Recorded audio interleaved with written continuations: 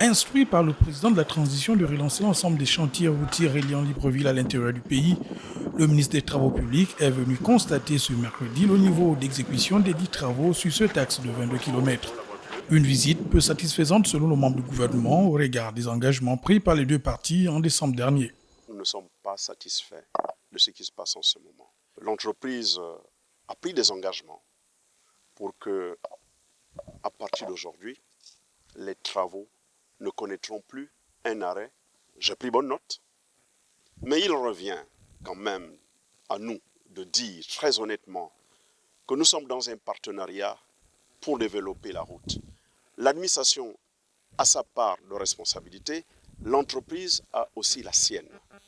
L'entreprise agit sur le terrain, l'administration doit assurer le financement. Nous partons d'ici avec un procès-verbal qui consigne les engagements de chacune des parties. Je fixe donc un rendez-vous à l'entreprise pour le vendredi 19 avril prochain parce que je reviendrai pour savoir si exactement les travaux se poursuivent et à quel niveau d'avancement. Pour remédier à cette situation, la tutelle s'est entretenue avec l'entreprise adjudicataire pour relancer les travaux de finition dans les plus brefs délais. Vendredi, nous allons recevoir le premier bateau de latérite sur le chantier.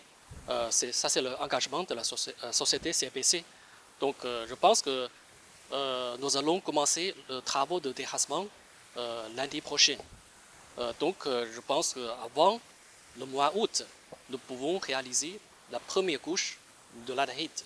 Financés à coups de milliards, les projets routiers de la ville de Port-Gentil battent de l'aile, notamment à cause des conditions climatiques, comme l'explique le chef de la mission de contrôle. La saison de pluie, on a des problèmes de terrassement, surtout la latérite, elle n'est pas indiquée pendant la saison de pluie. Nous avons eu des travaux qui sont arrêtés pendant 5 ans, d'Oudlo à Saguenay.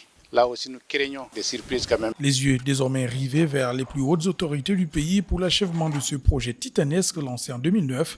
Les populations de cette partie du pays espèrent sortir du calvaire des pirogues qui échouent en mer et en deuil de nombreuses familles, surtout en cette période d'équinoxe des marées, caractérisée notamment par la hausse du niveau de la mer.